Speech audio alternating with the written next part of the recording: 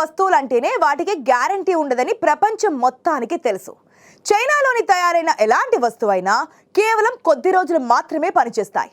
అలాంటి చైనా నుంచి పాకిస్తాన్ గగనతల రక్షణ వ్యవస్థలను కొనుగోలు చేసి దెబ్బతింది. ఆపరేషన్ సింధూర్లో భాగంగా పాకిస్తాన్పై భారత్ దాడులు చేసింది. అయితే ఈ దాడులను అడ్డుకోవడంలో పాకిస్తాన్లోని చైనా తయారు చేసిన గగనతల రక్షణ వ్యవస్థలు ఫెయిల్ అయ్యాయి. దీంతో ఇప్పుడు భవిష్యత్తులో భారత్ నుంచి ముప్పును ఎదుర్కొనేందుకు అమెరికా వైపు చూస్తోంది. F-16 ఫైటర్ జెట్లు, అధునాతన గగనతల రక్షణ వ్యవస్థలను కొనుగోలు చేయడానికి పాక్ సైనికాధికారులు అమెరికాలో వరుస పర్యటనలు చేస్తున్నారు.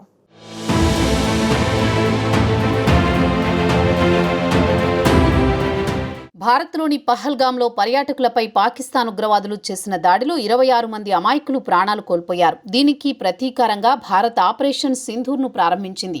ఈ ఆపరేషన్లో భారత వైమానిక దళం పాకిస్తాన్తో పాటు పాక్ ఆక్రమిత కశ్మీర్లోని 9 ఉగ్రవాద శిబిరాలను లక్ష్యంగా చేసుకుని ఖచ్చితమైన దాడులు చేసింది. ఈ దాడుల్లో 100 మందికి పైగా ఉగ్రవాదులు హతమయ్యారు. 13 పాక్ వైమానిక స్థావరాలు, సైనిక స్థావరాలు ధ్వంసమయ్యాయి. భారత్ బ్రహ్మోస్ క్షిపణులు, స్కాల్ఫ్ క్రూయిజ్ క్షిపణులు, రాఫెల్ ఫైటర్ జెట్లను ఉపయోగించి చైనా సరఫరా చేసిన HQ-9P మరియు HQ-16 గగనతల రక్షణ వ్యవస్థలను సమర్థవంతంగా ధ్వంసం చేసింది.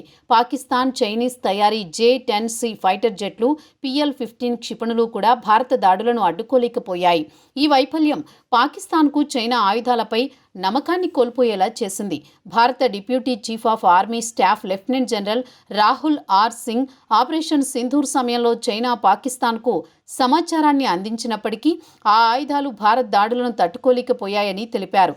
భారత్ దాడులను తట్టుకోలేకపోయిన పాకిస్తాన్ ఎలాగైనా తన బలగాన్ని పెంచుకోవాలని ప్రయత్నాలు ప్రారంభించింది.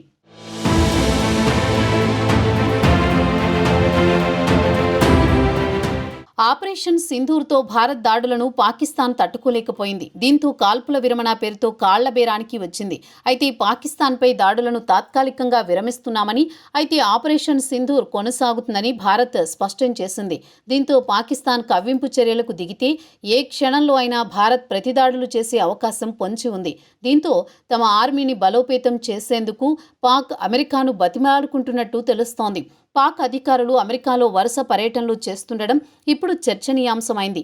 గత నెలలో Pakistan army chief general Asim Munir America పర్యటన సందర్భంగా అధ్యక్షుడు డొనాల్డ్ ట్రంప్తో సమావేశంలో పాల్గొన్నారు. ఇటీవల జూలై 2న పాకిస్తాన్ వైమానిక దళ air chief marshal Zaheer Ahmed Babar Sidhu అమెరికాకు వెళ్లారు. గత 10 ఏళ్లలో తొలిసారిగా పాక్ వైమానిక దళ చీఫ్ అమెరికా పర్యటనకు వెళ్లారు. ఈ పర్యటనలో సిద్ధు పెంటగాన్లో US Air Force secretary for international affairs Kelly L Seebolt, Air Force chief of staff General David W ఎలాన్లతో సమావేశమయ్యారు. అలాగే యుఎస్ స్టేట్ డిపార్ట్మెంట్లో bureau of political and military affairs అధికారి Brown L Stanley, bureau of south and central Asian affairs అధికారి Eric మేయర్లతో చర్చలు జరిపారు. ఈ సమావేశాలలో F-16 బ్లాక్ 70 ఫైటర్ జెట్లు, AIM-7 స్పారో ఎయిర్-టు-ఎయిర్ క్షిపణులు మరియు high mobility artillery rocket system బ్యాటరీలను కొనుగోలు చేయడంపై చర్చలు జరిగినట్టు తెలుస్తోంది.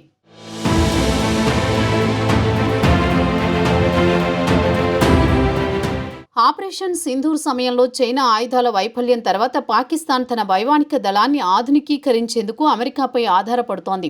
2022లో బైడెన్ పరిపాలనలో పాకిస్తాన్ యొక్క F-16 ఫైటర్ జెట్ల నిర్వహణ కోసం $450 మిలియన్ సహాయ ప్యాకేజీ ఆమోదించబడింది. ఈ ఏడాది ట్రంప్ F-16 ఫ్లీట్ నిర్వహణ కోసం $397 మిలియన్ నిధులను విడుదల చేశారు.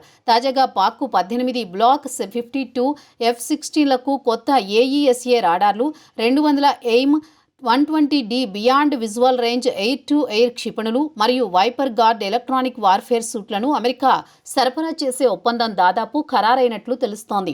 ఆపరేషన్ సింధూర్ సమయంలో భారత్ యొక్క బ్రహ్మోస్ క్షిపణులు పాక్ రాడార్లను గుర్తించకుండా లక్ష్యాలను ధ్వంసం చేశాయి. దీంతో పాకిస్తాన్ తన గగనతల రక్షణ వ్యవస్థలను బలోపేతం చేసుకోవాలని భావిస్తోంది. ఆపరేషన్ సింధూర్ సమయంలో భారత్కు చెందిన రాఫెల్ సుఖోయ్ 30 S-400 గగనతల రక్షణ వ్యవస్థలు, పాకిస్తాన్ చైనీస్ J-10C జెట్లు, PL-15 క్షిపణులను సమర్థవంతంగా ఎదుర్కోనున్నాయి. అయితే పాకిస్తాన్ ఇప్పుడు F-16 బ్లాక్ 70 జెట్లు, HIMARS వంటి అధునాతన అమెరికన్ ఆయుధాలను కొనుగోలు చేయడం ద్వారా తన సైనిక సామర్థ్యాన్ని పెంచుకునే అవకాశం ఉంది. ఇది భారత్ పాకిస్తాన్ సరిహద్దుల్లో ఉద్రిక్తతలను మరింత పెంచే అవకాశం ఉంది. అయినప్పటికీ భారత్ దగ్గరున్న S-400 వ్యవస్థలు, రాఫెల్ జెట్లు, స్వదేశీ బ్రహ్మోస్ క్షిపణులు ప్రస్తుతం పాకిస్తాన్ కంటే ముందంజలో ఉన్నాయి. భారత్ కూడా తన రక్షణ బడ్జెట్ను పెంచి స్వదేశీ ఆయుధ తయారీపై దృష్టి సారిస్తోంది.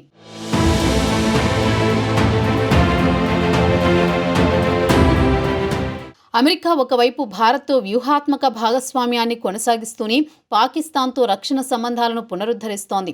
ఇది చైనాను అడ్డుకోవడం, ఆఫ్ఘనిస్తాన్లో ఉగ్రవాద వ్యతిరేక కార్యకలాపాల కోసం పాకిస్తాన్ సహకారం అవసరమని అమెరికా చెబుతోంది. అయితే ఈ ద్వంద్వ వైఖరి భారత్కు సవాలుగా మారే ప్రమాదం ఉంది.